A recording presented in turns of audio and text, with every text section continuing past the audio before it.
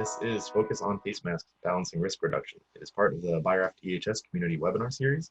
And we do these webinars to help bring the EHS and health and safety community together. This is a time where things are changing quickly. COVID has really turned our world upside down, and new best practices need to be established and found pretty rapidly. So we're trying to help spread the information, increase the spread of information by having these webinars every 2 or so weeks. And today's topic is going to be all about face masks, talking about materials, different designs, questions about efficacy. Really excited to have our 2 webinars with us today, Richard Ashworth and Joshua Turse. And we are going to go ahead and just get started. So I would like to ask our panelists to go ahead and just introduce themselves, talk a little bit about their backgrounds, and also speak briefly about how their organization is managing mask use, and then we can get into the first set of questions for them. So Richard, would you mind starting us off? No, not at all. And I hate to, but I'll start with a disclaimer that if everybody's here looking for answers on, face coverings, face masks, from my perspective, you'll probably be a little bit disappointed because daily we're dealing with all kinds of things that we just don't have answers for. And as corny as it sounds, and it's probably as much as we're tired of hearing about it, we're all in this together. The key is obviously communication, not only being in it together, but respectfully communicating. And I think that's what this is all about. It's not about some expert panel that's been set up to come and solve the masses' problems. It is, I look at it as a pier and a barrel, and I'm going to come here and air our dirty laundry. I'm going to show you our warts, and I'm going to tell you our baby's ugly. And every day, we're dealing with a new challenge. And through this dialogue, what I hope is that we at least convey some information that you find useful and helpful. Again, I am Richard Ashworth. I'm the Associate Director of Environmental Health and Safety at the University of Arkansas. And my background is in civil and environmental engineering. I have a bachelor's and master's in civil and a doctorate in environmental engineering. And I spent 30 years in the Air Force doing essentially this, doing health risk assessments and emergency response and training all across the EHS spectrum for 30 years. And I can tell you, as much as I prepared and planned for a lot of contingencies, this is different. It is, and a lot of people don't like hearing about that. You think if you plan well, everything will go rather smoothly, but it doesn't. Planning just sets you up to be able to deal with things. It doesn't provide you all the answers. And so we're still dealing with daily challenges. As far as how we're set up, we've gone through the full gambit. Our return to campus plan was finished on the 1st of June. We built into that face covering use all across the campus in public areas. At the time, the state and local, there were no requirements. Of course, federal, it is highly, highly recommended that face coverings be used, but there were no mandates. At that time, it was delayed for approval as to how we would open back up. And it probably, as many of you know, Arkansas has kind of gone through, as many states have now, after they opened back up a little bit, pretty heavy infection rates.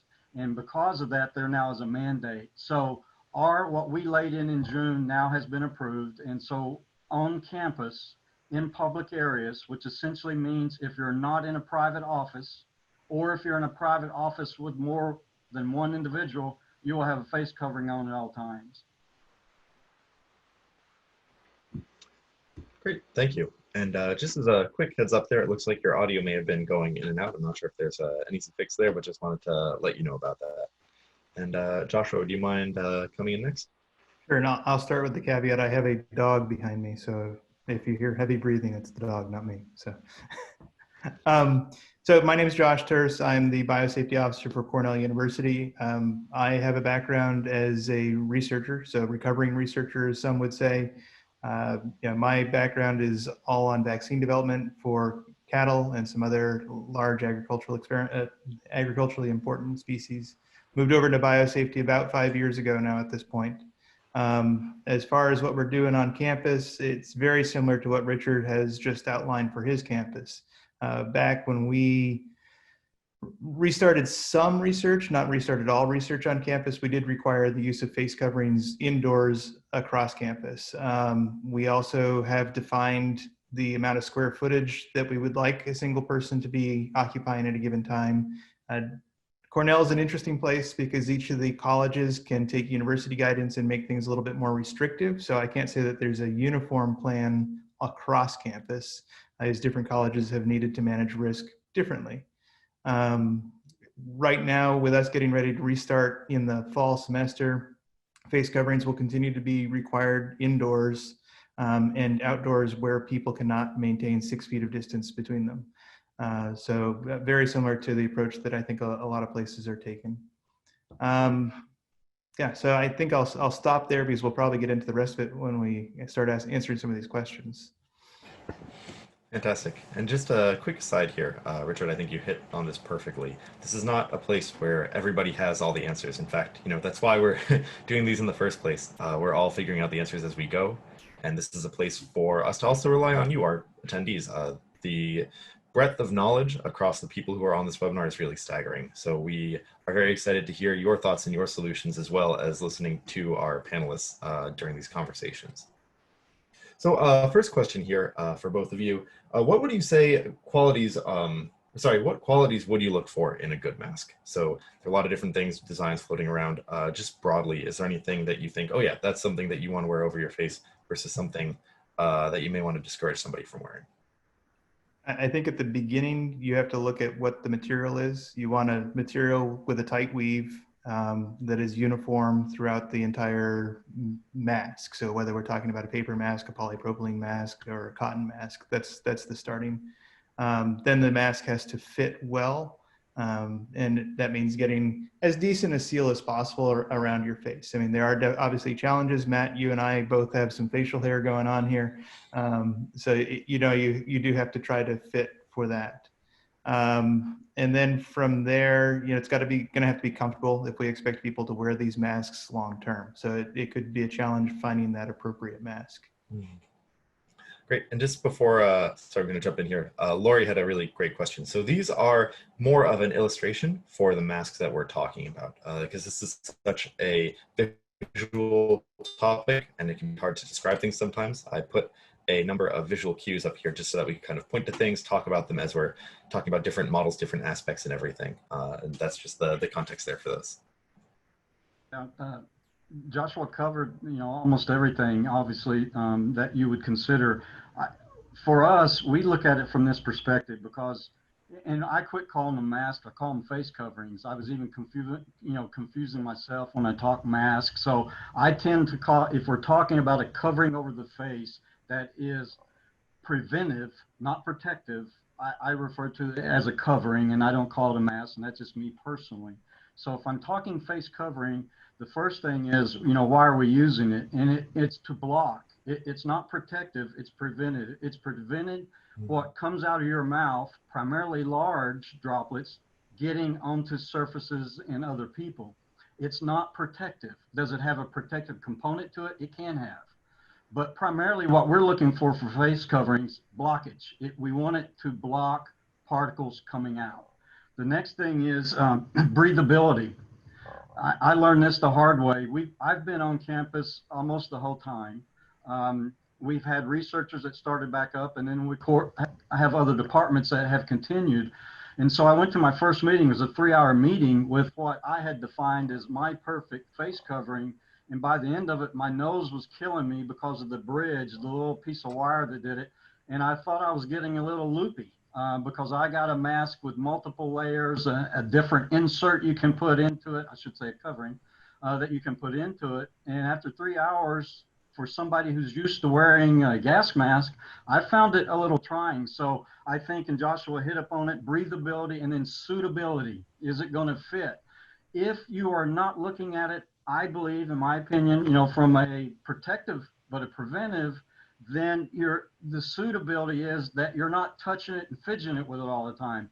The same meeting I went to, I can guarantee you 90% of the people in there, there's probably 5 to 6 people in there at various times, constantly fidgeted with their masks. They're covering the whole time. And so again, will it block it? How breathable is it going to be and maintain? And then how suitable it is for you personally. And these devices become very personal. I have 4 different types. If I'm going down the hallway to the break room, I wear one type because it's easy to get on and off. It still will block particles. But if I'm going to a 3-hour meeting, I have a different covering. And thank you also for talking about the mask versus face covering. You know, I slip all the time, mask versus face covering.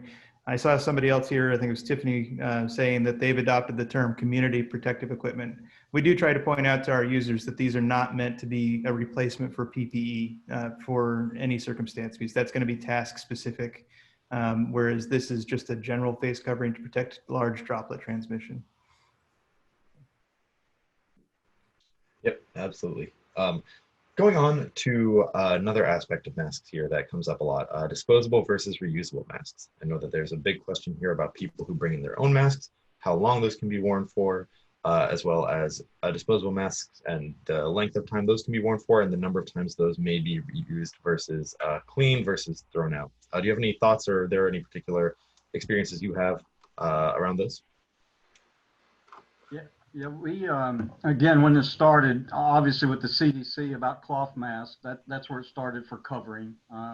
And we started there. Then the dialogue started, well, what about research labs? Are we going to allow, you know, all the way down to students in labs to wear cloth coverings? And then it was brought up about compatibility issues and, you know, wearing it into the lab and then taking it out. Now, I view covering kind of as a tire.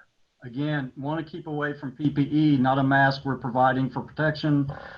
Covering becomes more of a tire. We allow people to wear their clothes into a lab and wear their clothes out of the lab. They may put a lab coat on for certain things, but they are already coming in and taking things in and out of the lab. And so we kind of got over that to say, you know, okay, probably okay to bring a cloth covering in. But honestly, where we ended up, we have gone with the 3-ply non-surgical disposable coverings, they're masks, but coverings for all lab activities, with the exception of when the risk would dictate that something else or no covering at all would be required for the activity that's being performed. I mean, our labs, if you look at it from the standpoint of the lab itself and how it's set up, most are under negative pressure. They have high air exchange rates. They're single pass air. You tend not to have a lot of people except a classroom lab. And so we think there's other controls that necessarily you may not need a covering at all times. And so we run that full gamut, but for the most part, we have gone with the disposable. And how often do you replace it? Some of them say don't wear longer than 2 hours without replacing on the box, or 4 hours. So the manufacturer may or may not give some guidelines. We gave the general ones that you normally hear. If it's torn, or if you contaminate it in some form or fashion, or you get it wet, go ahead and replace it. And then at the end of the day, throw it away. I don't have a different answer for you. Sorry, Matt. Same guidance. We're looking at it as clothing. We did have a pretty long debate about whether or not we should require masks in research labs that are different than the masks you might take home. Should they be part of like a lab coat where you're leaving it in the lab? Should it always be a paper mask and throw it away at the end of the day?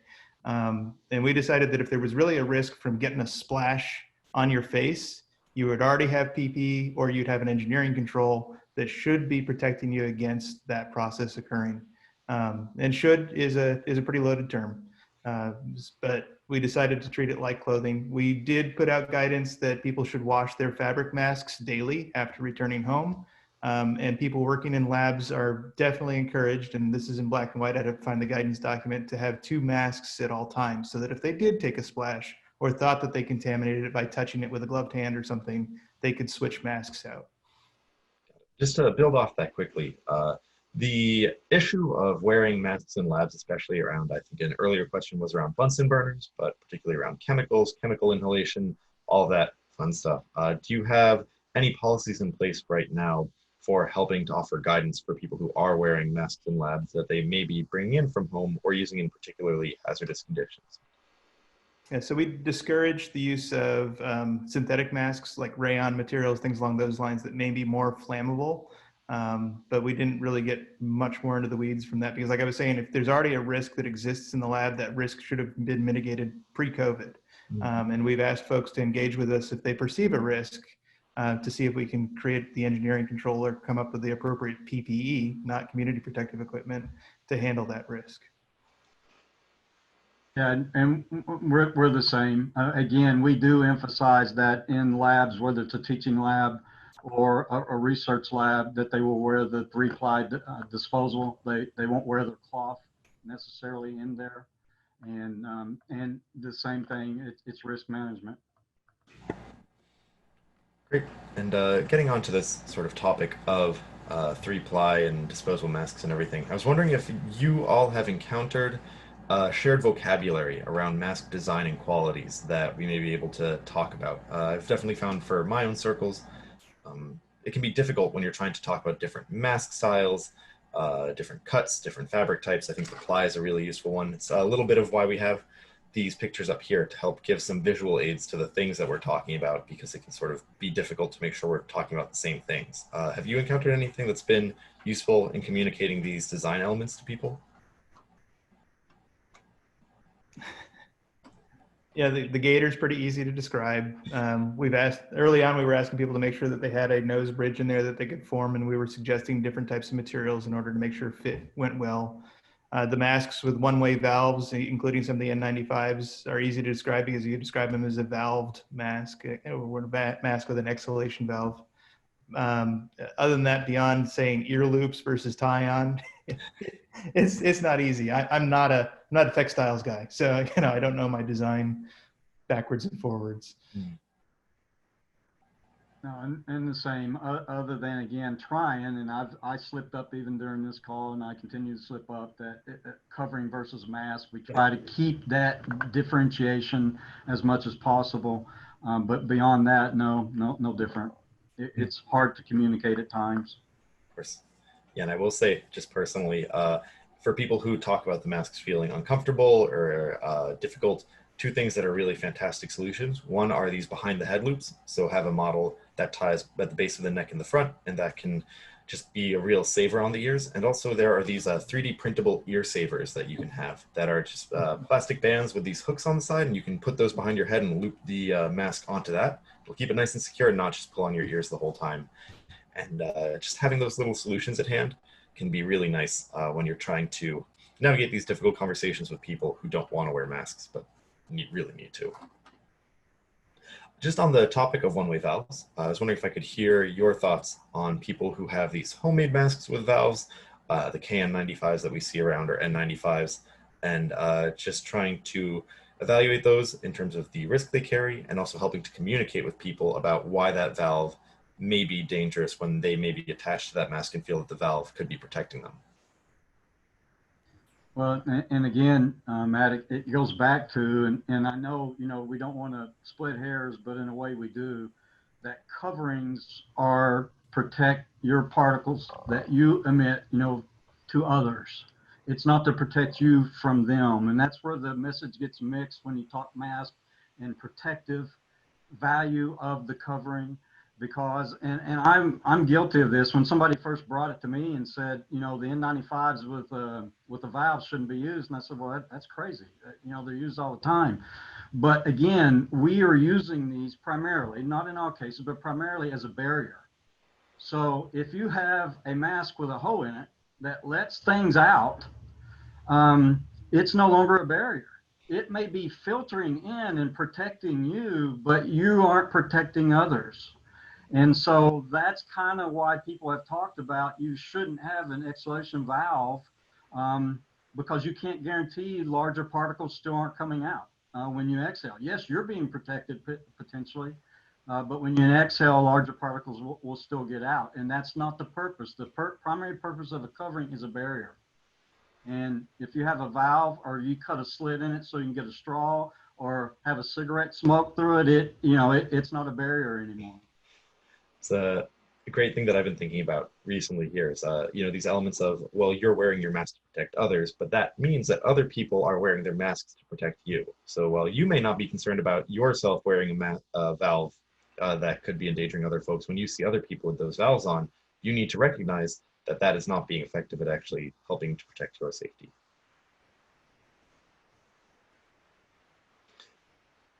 Just a quick reminder before we go on here, I see a lot of really fantastic questions going into the webinar chat. And for those elements, I'd really recommend that you go over to the Q&A panel. It's another button down in your Zoom webinar control panel, and that will make it easier for us to keep track of these questions as you have them. It will let other attendees respond to your questions, give them thumbs up to help them get to the higher point in the queue, so that way we can prioritize what we talk about.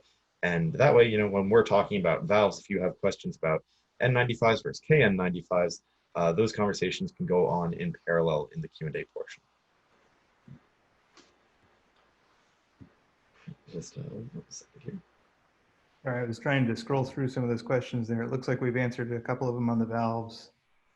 Yeah, it's a lot. I think we're going to have a real active Q&A here, and we can transition over to that soon enough. But one quick question here, in terms of donning and doffing procedures, we spoke about this a little bit ahead of time, but just wanted to touch about this now. What are your recommendations? Do you have anything different than what is already officially recommended by the CDC? No, the CDC's guidance is all that's really needed on donning and doffing. You know, it can be difficult for folks who are not used to wearing some sort of a face covering regularly to learn those skills, but nothing different from that.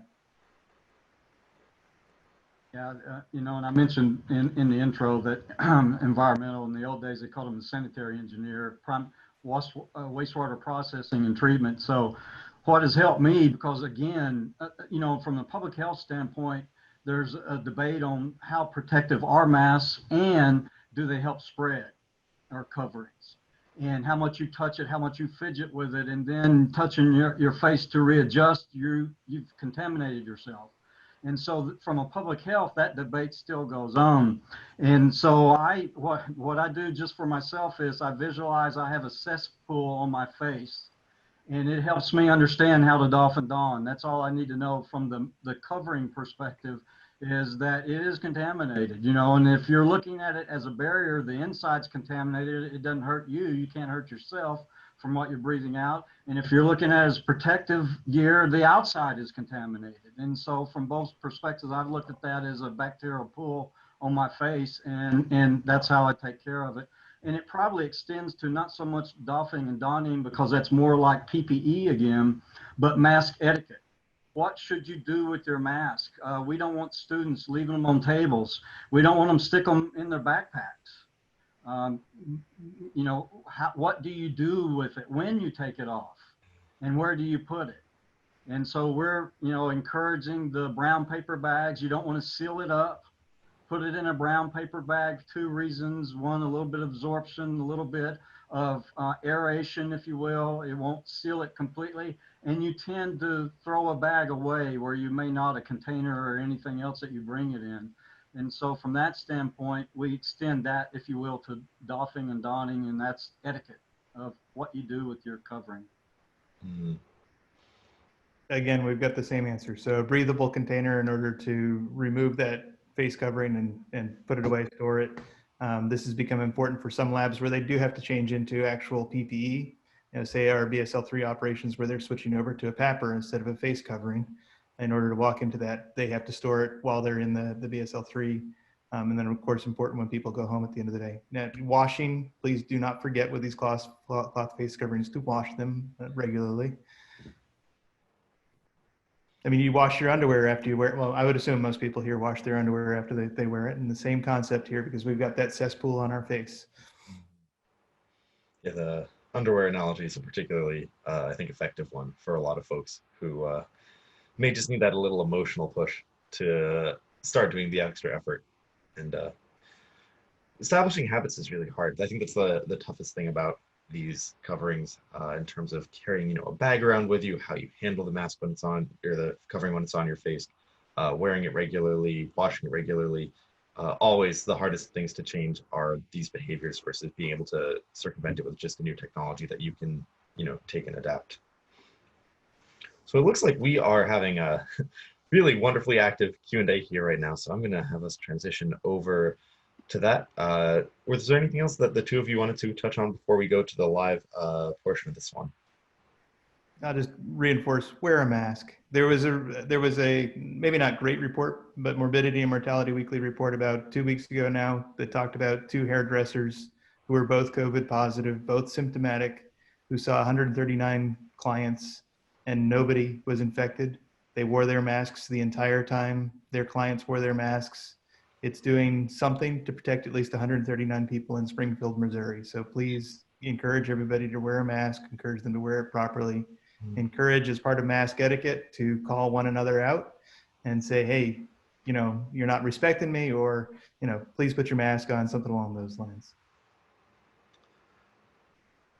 Also, just great job to those stylists for doing the contact tracing, you know, tracking necessary for that. It's always the real fear that you're gonna I don't know, just they have. failed the first part. They knew they were COVID positive and came to work. I mean, that's Oh, that's good. so. Uh, all right. So just moving on before we get to the live, where we answer the live questions here from the Q&A, I'm going to launch a quick poll that I'd definitely appreciate having everybody's feedback on. So these are the community connection webinars, and we really heavily rely on you, the health and safety community, to keep these going. We try to make sure that these topics are topical, relevant to what you need to learn and what's concerning to you, and we do that by asking questions about, you know, what we have coming up, whether any of those are appealing to you, and also panelists. You know, these are, as you can see, we have people from the community donating their time to come on here and talk with everybody and answer these questions. And without these folks, without their generosity, we wouldn't be able to have these webinars. So anybody who might be interested in being a panelist on a future webinar, if you know somebody in your network who you think would be a great speaker, we'd love to have them on and keep these going into the future. And I'm going to leave that up for a little while as we continue just getting into the Q&A portion, and I think we can get started. So just a quick reminder to everyone, there is a Q&A button in your Zoom webinar control panel. You can click that and you'll be able to see a really great layout of all the different questions that people are asking. You'll be able to respond to each other's answers and have side conversations there. So you won't be limited by just what we're addressing right now on the webinar, and you'll be able to thumbs up the questions that you're interested in so we can know what we should be prioritizing in the time that we have. So the first question here is from Shannon. Shannon wanted to ask, how do you deal with personnel who say that they can't wear masks because they're claustrophobic? How effective is wearing a face covering hanging off the nose? This is something that she sees a lot, and I think is unfortunately very common.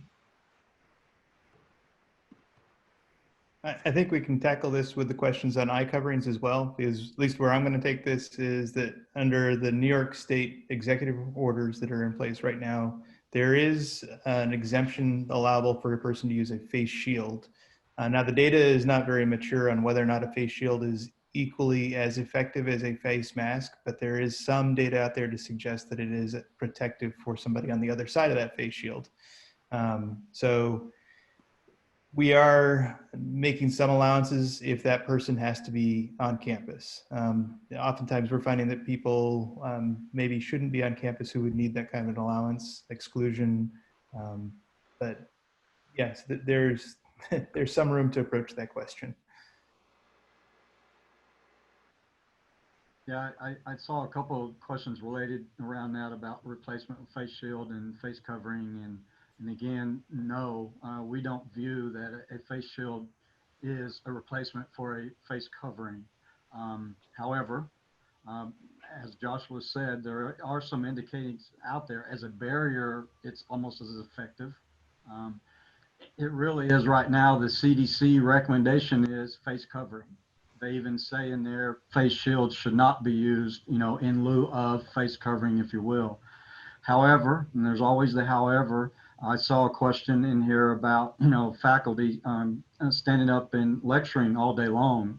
And so as we talked about and Joshua mentioned as well, you have to look all this in total, and you try to minimize all of the risk. And it starts with individual accountability and emphasizing all those factors we won't talk about right now with individuals, and then what the institution can take care of. The classrooms are set up to always maintain 6 feet separation. And the professor is always 10 feet beyond any student. And so what we've set up is, yes, as long as face coverings are mandatory for students during those classes, there is an slight increased risk, but an instructor, for all the reasons that are mentioned, clarity, understanding, lip reading or whatever, can take the mask off in those situations and can use a face shield as a barrier just in case they were walking around the room and necessarily and the 10 feet was decreased to 6 feet, that would be acceptable. Again, it's not a one-for-one though. It's all about risk management. But if everybody else is covered, 6 feet is maintained at all times, we think that is a risk that's acceptable.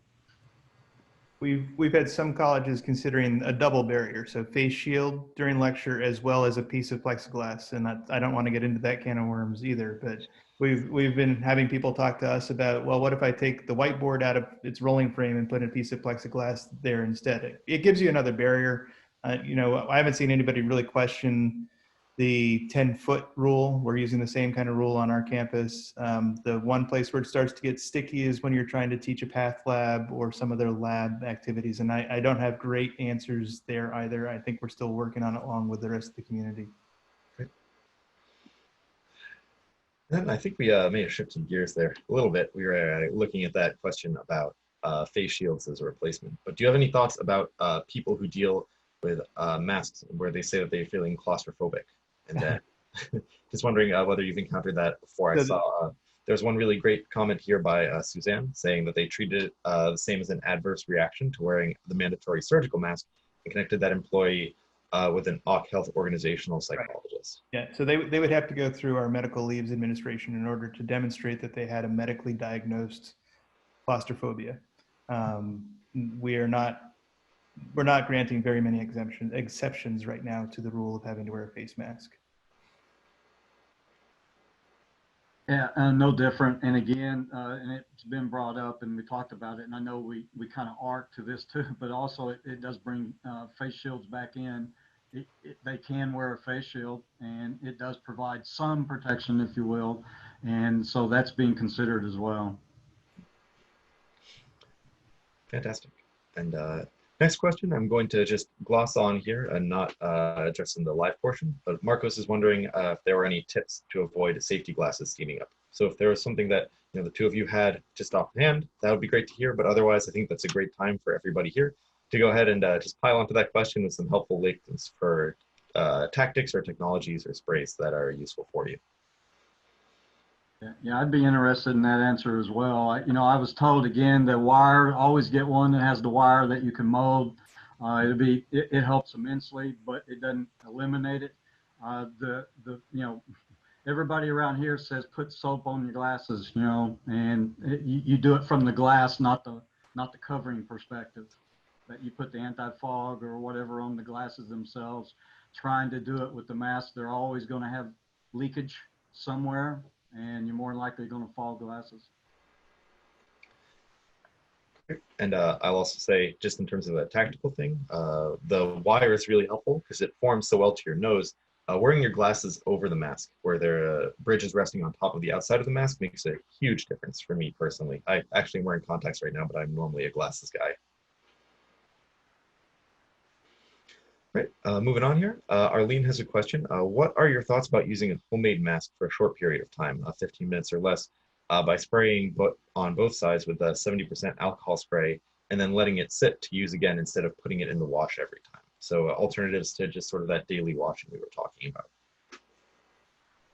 about. That's a very situationally specific treatment. It will work for the virus, and I would want to make sure that it saturates the mask. It's not going to work for every agent that you're going to have. If we're going back to the analogy of your face being a cesspool, and you're breathing through this mask, so you are accumulating some material from the environment as well as exhaling through this mask. So you're accumulating some material from your body, and ethanol is not going to handle it all. Washing that mask on a regular basis is the best advice. With soap, with water, is the best advice that I can give you. I mean, yeah. And is there any thought there to potentially just using a greater number of masks? That way, rather than having regular washes, you can just sort of work through them, put them in the hamper in a very separate breathable container, and then do them in batch. I'm not going to tell you how to do your laundry, Matt. Yeah, I mean, that would work. We've accumulated, between my wife and I, we've accumulated a few masks apiece, of course, and rotate them depending on, you know, what we're wearing. Richard pointed out that he uses different masks for different tasks. Sorry, face coverings. Let's get back to face coverings. Yeah. You know, it's a lot of it's personal preference, I think. Great. And Joshua, it looks like you wanted to address Michael's question here about the N95s. I think Richard already took us there. We talked about exhalation valves, and basically they are a hole in the mask through which you are exhaling. So that doesn't do anything to protect the person across the room from you. And the whole reason that we're wearing these masks in the first place is really to protect the other person, not so much ourselves. I've noticed in a few comments over here on exhalation valves, and I just haven't seen the solution myself, where people are saying that some of those are actually fabric covered on the inside. And I would hope that they're, again, covered in multiple layers of fabric, so I can't think that it would gain you anything, but I'm not familiar with that design at all.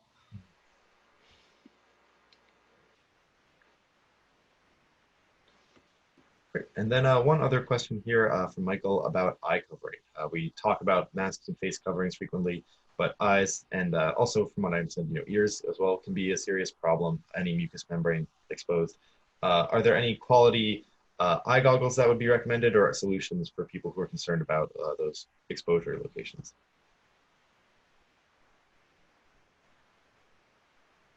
I'd question, I guess, going back to Michael here, is he talking about a specific situation, or just in general wearing eye coverings? Because of course, yes, you want to protect portals of entry if at all possible. So I don't know if Michael can amend his question at all. There are some very high quality goggles out there. You know, my wife is a chemistry lecturer, so she's got a very nice set of goggles from UVEX that she uses for teaching all day long. But I don't, right now, the data doesn't say that if you're in a room that is a primary portal of entry. It's still breathing in that SARS that's airborne. So. Great. I'm just kind of scrolling through here. You guys are very talkative today. I love it. Yeah, so Caitlin would like to know if you have any suggestions for addressing overheating in the lab due to wearing face coverings. Turn down the temperature. If it's possible. You know, that's a scheme that we use in our BSL-3s already, where you wear so much PPE that you are over temp a lot of the time. So, you know, try to do a temperature adjustment, use your HVAC systems if that's a possibility. Yeah, people may have to take a break more often because they are hot. We have set up like mask relief zones in different buildings across campus where we've got that capability. So if there's like a lounge someplace down the hall from some of the research labs, we've gone ahead and removed a lot of the furniture, but set up seating that's well apart from one another so that people can get out and take off their mask and relax a little bit. I mean, you do also end up with some skin irritation from some of these masks all day long. But yeah, if you can turn the temperature down to 72 instead of your normal 75, that should help a little bit. Again, Joshua nailed it. I don't have anything to offer. Again, arcing back a little bit, kind of related to that we've had to deal with is outside construction workers. And that one did prevent a little more unique situation because we're at 90+ degrees and 70% humidity, and you don't want these coverings to become soaked. And so in those cases, again, we've gone back to face shield. It's you have to evaluate all the risk, and you have to make then the best decision when you look at it from all the risks that are being presented due to the operation. And in that sense, we went ahead and suggested it's left to the supervisor to evaluate the risk, but a face shield may be more appropriate than a face covering if it's going to get wet in 30 seconds. But not necessarily for the lab. I would agree exactly what Joshua said. Yeah, and in those sorts of situations, I think that idea of the kind of holistic risk approach is a really good one. We've spoken in past webinars about this idea of temporal isolation, not just social distancing or social isolation, but using time and other tools at your disposal to help mitigate some of these risks when, yeah, you know, maybe a face covering might not actually be as effective as we'd like it to be. So looking through here, we have a question from Jennifer. Jennifer wants to know, many sources that I've found state that a face covering should be stored by the following. Fold the mask in half, lengthwise or widthwise, so the outside surfaces are touching each other. Place it carefully into your clean storage or area bag. And she says, this is counterintuitive to my thought process. Why is it better to have the dirty side of your mask facing the storage bag? I would think that you would want the clean surface facing outward. Any thoughts? So, okay, where I can't see Jennifer's, I don't know quite where Jennifer's question is here, but it sounded like we had the dirty surfaces, the exterior surfaces facing one another, the clean surface on the interior. I don't, Yeah, that question here. Yeah, that sounds like it may be one where it's a little bit ambiguous in the instructions, but that it would make sense to fold it with the dirty surfaces facing in, and also just with the way the mask is folded. And again, that's not guidance that I've seen either, so not familiar with it. Sorry, Matt, I was dropped off. I had to rejoin, so. Oh, no problem. Okay. Great. Here's a question from Kalpana asking, how are you handling immunocompromised individuals when 3 M95s are not available and K95s are not perfect fits?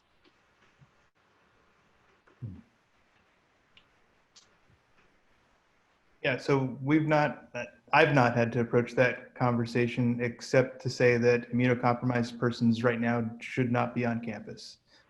And we have been, our administration has been very good at making sure that those persons do not need to come to campus, trying to shift workloads, things along those lines, because it is such a dangerous thing for them to leave their bubble, if you will. So we've tried to manage it by administrative control, if we go back to the hierarchy of controls, rather than putting them in a situation where they cannot avoid being put into more danger.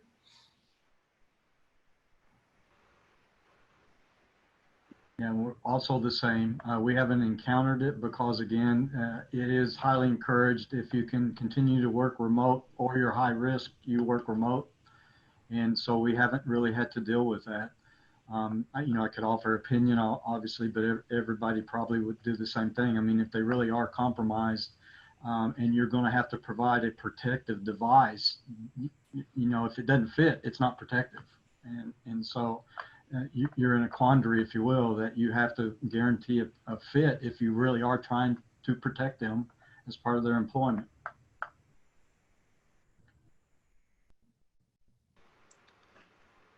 Great. And then I got a question down here from Michelle.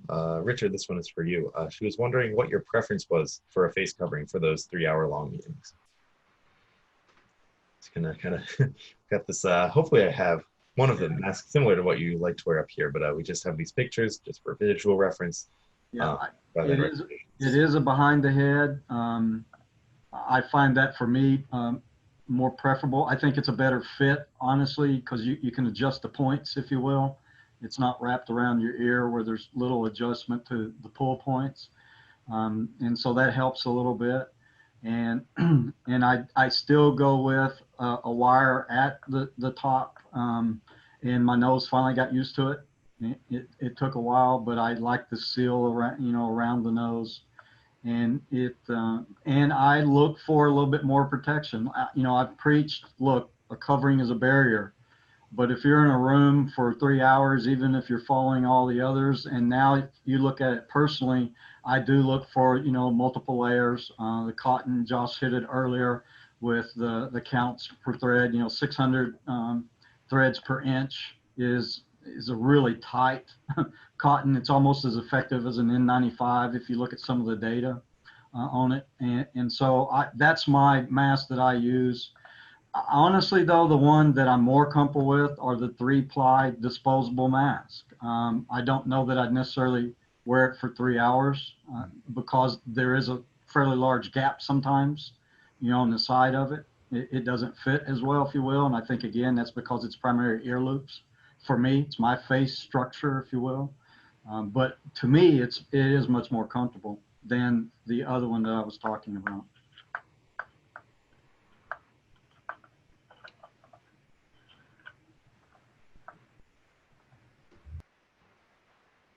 Great. Great. Just looking through here.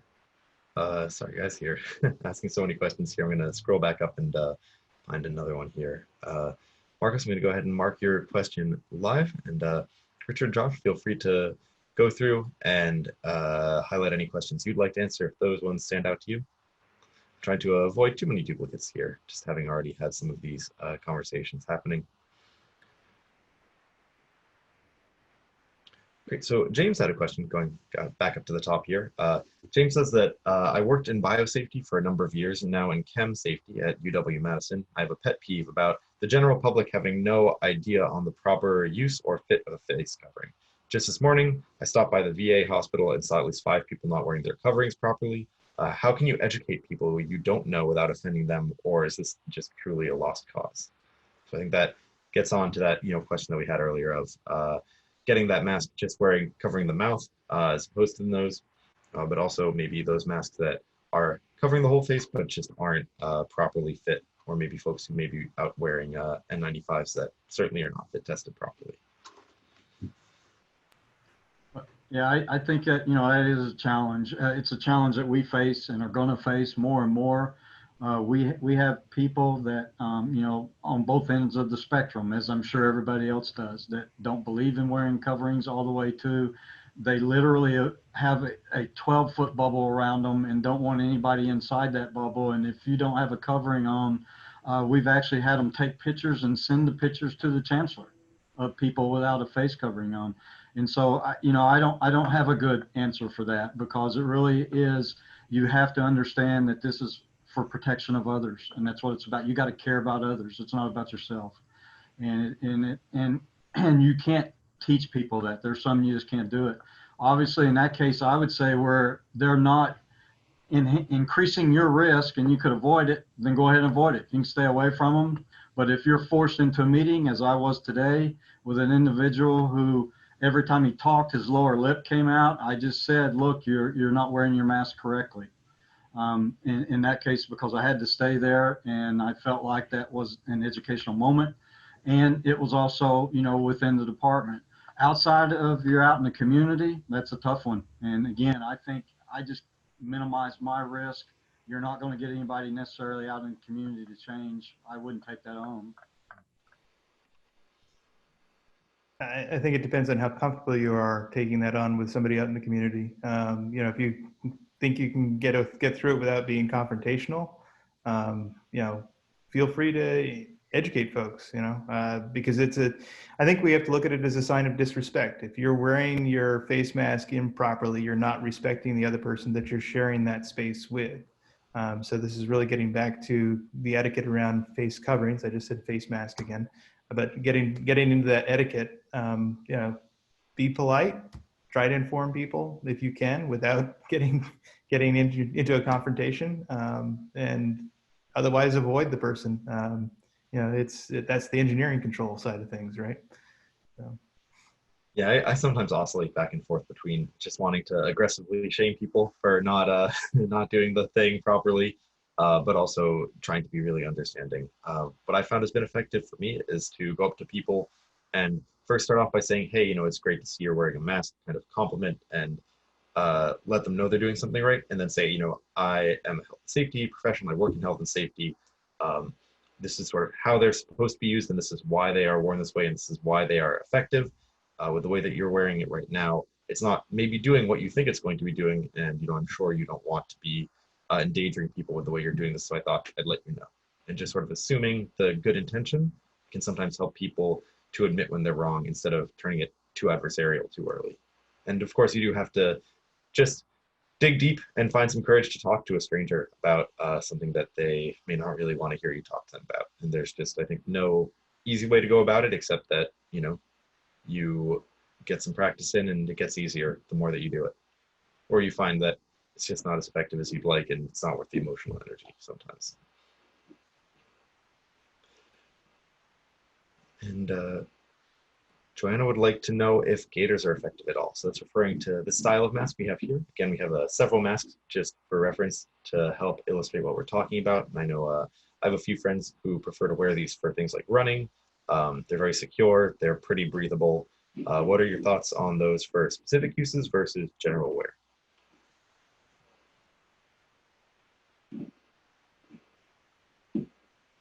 I think by the silence, we're speaking volumes here. Personally, I'm not speaking about it because I feel a little ignorant on gaiters. A lot of the ones that I've seen appear to be made out of synthetic material, and I don't know how many ply they are. When I went looking up some information about synthetic materials, though, and gaiters, it seems that most of the time it's a fairly uniform, tight weave fabric. So seeing what somebody else is recommending here, the multi-ply, you know, and we've been saying all along, multi-ply tight weave fabrics, that's the best I can do. I'm not going to recommend them. I'm not going to not recommend them. I don't have data to back me up. And I'm definitely a very data-driven person. And again, if you look at it simply as a barrier, it is a barrier. I mean, it does cover the nose and mouth. It generally fits tightly, sometimes more tightly than some masks around the areas. And so if you looked at it from just a barrier standpoint, you'd probably say that, you know, they're adequate. But again, when you get into the materials and then you get into why you are designing it and wearing it, do you want it to be protective? Then I think that opens it back up to they don't look necessarily that protective. They may be a preventative, preventing larger droplets necessarily from coming out. I can't tell you how protective they were. Most of us, I think, and that's, you know, with the question earlier, I said I researched, tried to find a balance for me personally. What's a good barrier face covering as well as a protective mask that, you know, that I would wear.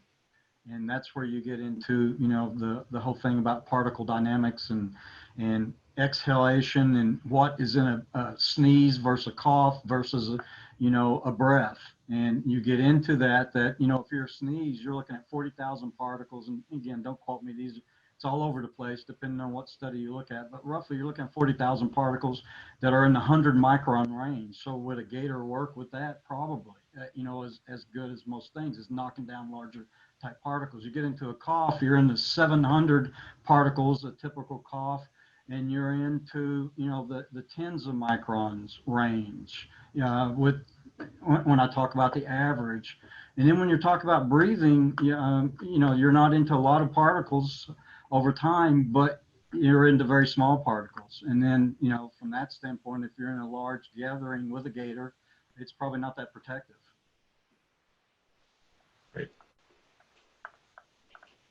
So we are getting a little bit towards the end of our time here. And before we finish up, I just wanted to go ahead and give a quick plug for our upcoming webinars. In early August, we're going to have one here on coronavirus disinfection technologies and tactics. A week later, we'll be following that up with one on contact tracing strategies and execution. And then we're going to have a new one for those in the academic sector, coronavirus safety and teaching labs. I know that's been a hot topic, and that it can also, lessons from that be applied to those situations where you have people in a space that are going to be closer together than you may be able to avoid or would otherwise like, and just kind of navigating those challenging situations. Now, getting back to our Q&A here, have one from Susan asking if you're requiring folks to carry papers to show that they are medically exempted from wearing a mask. You know, these sort of medical exemptions are things that have been going around quite a bit, and whether those are even things you're accepting or entertaining, or if there are some actual allowances that you're considering and building into your policies. No. We are requiring that if somebody has a medical need, that the exemption go through our Office of Medical Leaves Administration, but we're not going to require somebody to have a piece of paper to show that the principal signed off on them being there without that. That's between that person, our medical leaves folks. It is a privacy issue. They don't have to prove to a coworker or anything that they have that exemption. If the coworker has concerns, they can take it one step higher and they're going to get the same answer, hopefully.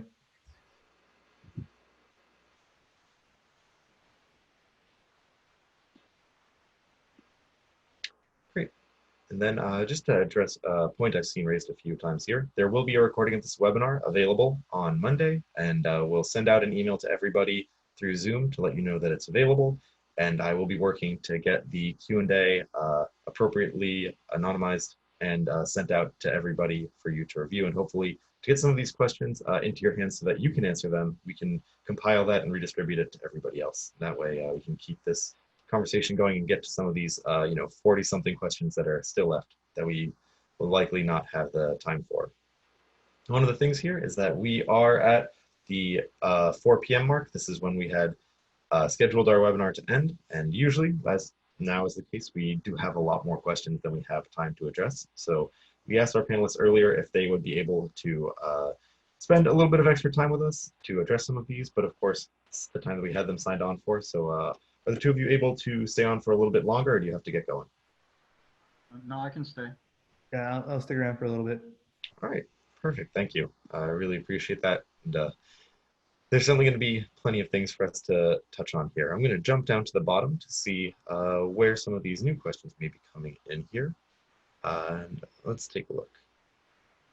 Oh, just one quick note from Catherine. I like that a lot. Catherine writes, you have less of a risk of skin irritation with reusable coverings if you wash them every day. So great point there. Back to that faces a cesspool imagery, that getting those oils and everything and sweat and sometimes sunscreen. I know I have my sunscreen masks separate from my other masks. Even when you wash those, you still get some of that scent there.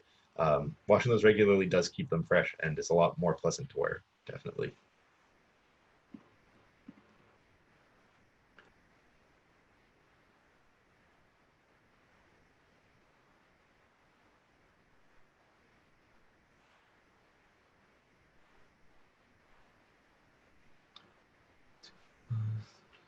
More questions about glasses fogging. Yeah, looks like there are a lot of concerns about those. Get to those, putting a little bit of soap on the mask or on the glasses.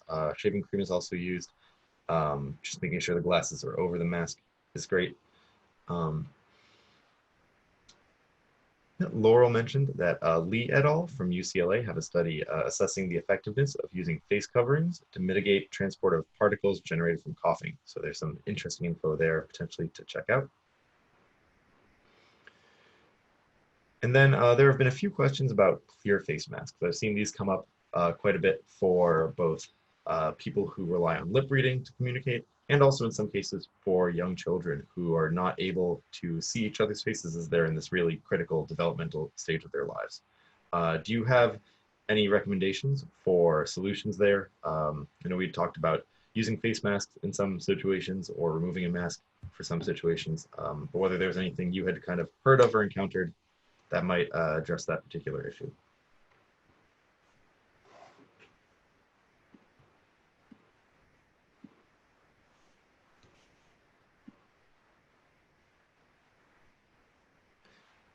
Yeah. Again, I think we're letting silence speak. I have my own personal feelings about it. I wouldn't want to wear one of those personally because I can't imagine what my face would feel like after having that material on me all day long, but I understand the issue that's being asked. Again, I think there's just not the data there to support those new designs yet.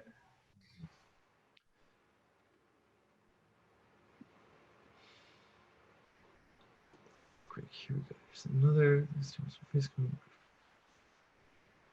So Stephanie's got a pretty good one here. Are any universities with policies in place about staff for getting their face coverings on their shift?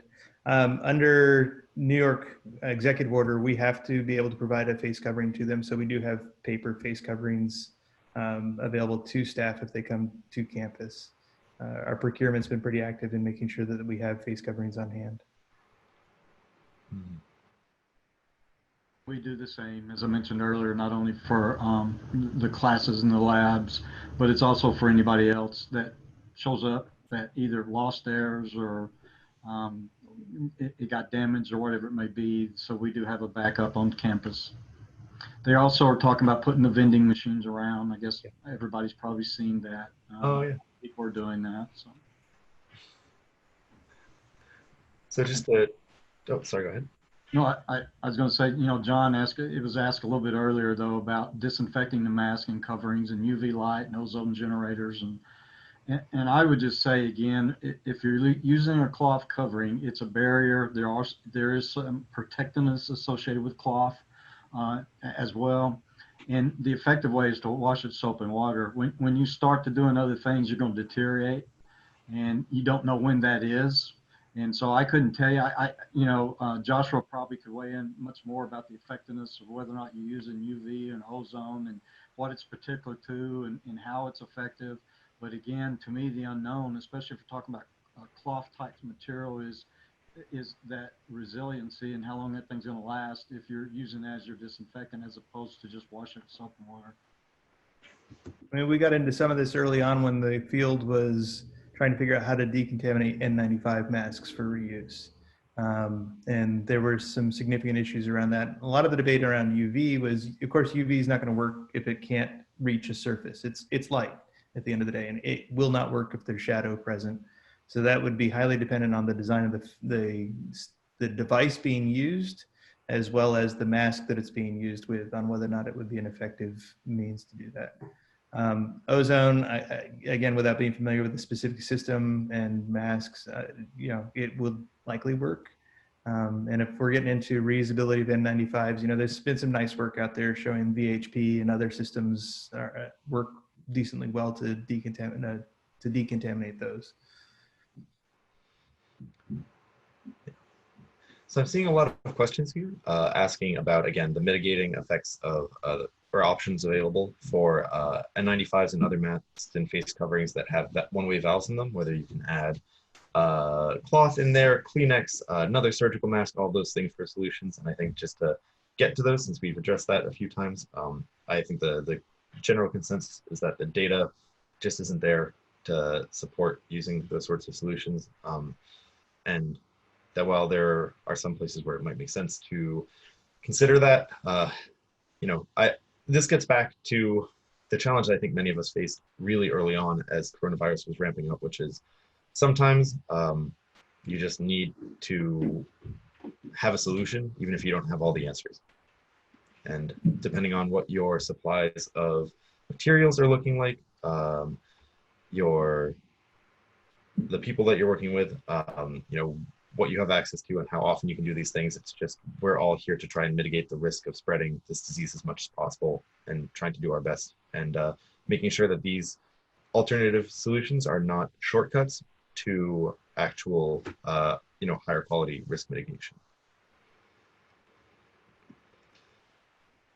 So right now I am seeing a lot of pretty similar questions, and I know it's getting a little bit late here. So unless there's anything else that either of you would like to discuss or touch on, I feel like we really ran the gamut here of all these things.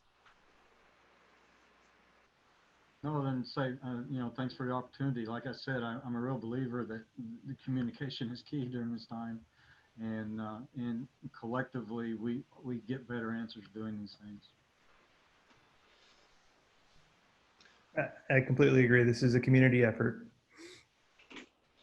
Well, a huge thank you to our two panelists for donating all of their time and energy to this. Really appreciate both of you finding time in your day to join us here. And a big thank you to all of our attendees for joining us and for engaging in such a really awesome Q&A here. We will be sharing a recording of this webinar on Monday, and I'll be working to compile and share out a copy of this Q&A with everybody at a later date, so that way we can maybe get some of these questions addressed by you. So keep an eye out for those emails.